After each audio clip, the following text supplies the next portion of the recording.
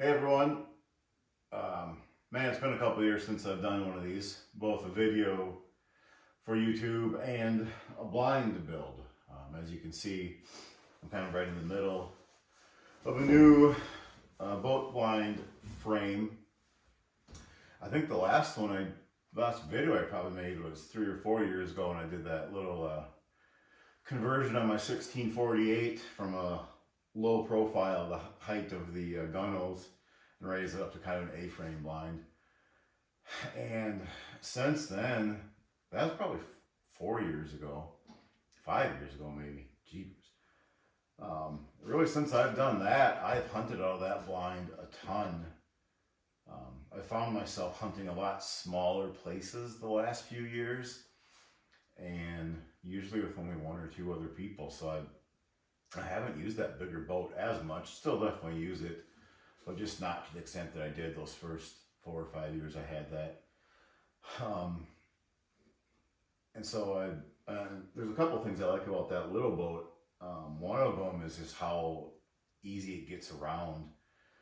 It's a complete flat hull. I've only got a 25 horse two-stroke on it. I don't have a lot of extra junk in that blind, and it's super light.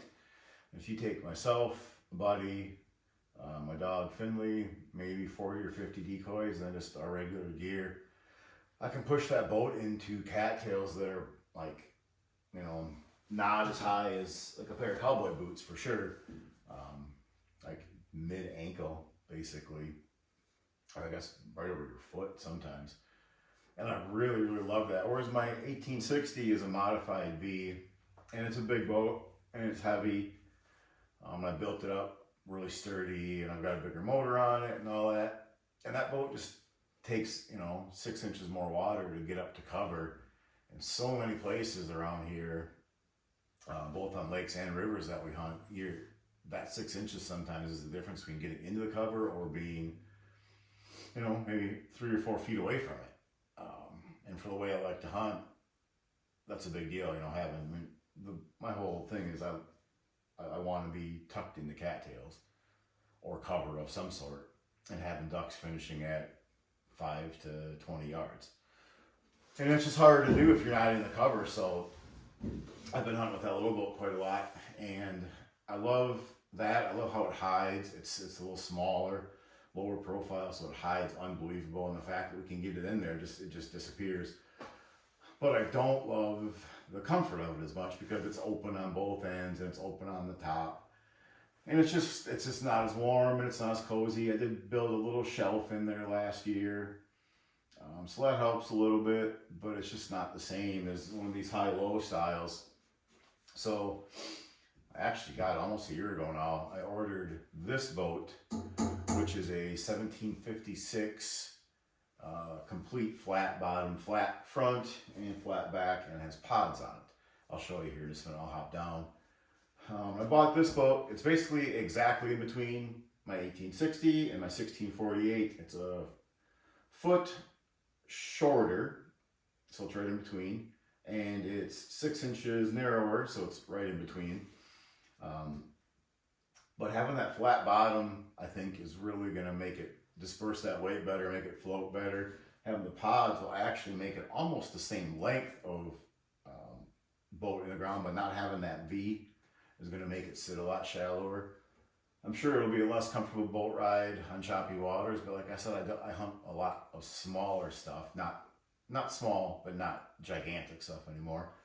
And I've been trying to build this blind a little bit lighter, and I've got some other things here I'll talk about that I'm going to work on that will maybe keep this thing light in general. So that's the idea, is to have a blind that's maybe slightly less cozy than my current 18-footer, but a lot more cozy than my 16-footer. Maybe won't quite get into the spots that the 16 does, both in terms of access, of like launching it off some spots, because up here a lot of the places we launch are off of gravel roads or dead end roads or the sides of ditches or across a plowed field or who knows what. I don't think I'll do as much of that with this boat, although I'm sure I'll still do some, but that little 16-footer can go into almost anything. So kind of a hybrid between the two. but definitely a little more on the comfort side than my other one. I'm going to show you a few things that I'm working on, what I've done so far.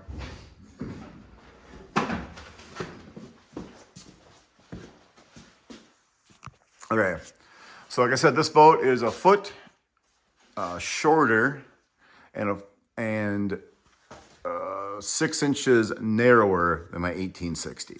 Now this is a true flat bottom. I don't know if you can see anything, but it's complete flat. There's no V at all in it. The front is flat too. I wanted that for storage.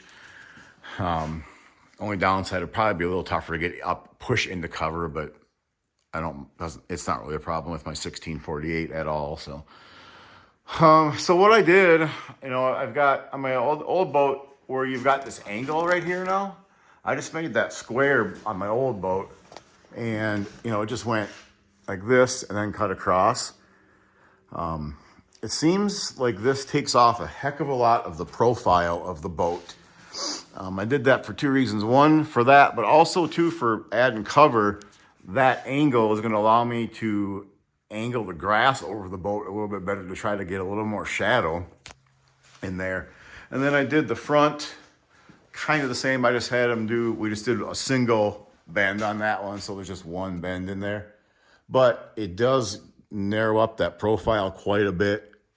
I also made both the front, this is what I call the front, I guess, the front side, the shooting side, and the back side, 4 inches lower overall than my other boat, which is significant. So one, it'll be just easier to catch less wind for driving. Obviously it's going to hide a little bit better because of that. The boat is narrower, so it's going to hide a little easier. And there's not as much just space inside that we found we did not need.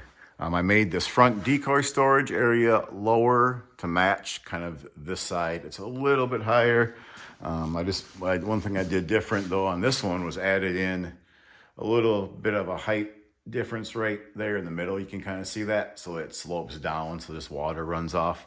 I also did that same thing on these tops up here. I made them all just slope a little bit. My other boat was flat, so occasionally if it's snow melted or whatever, you'd get a little drip on you, and I'm sure we'll get that same thing here, but maybe a little less.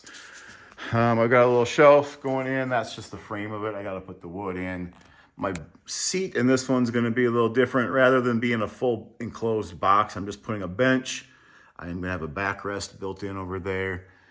And I did lower that seat by a couple inches to help us fit underneath that thing. I'll put some padding on it. That's coming here tomorrow, I think. I got to upholster up a seat and stick that sucker on there.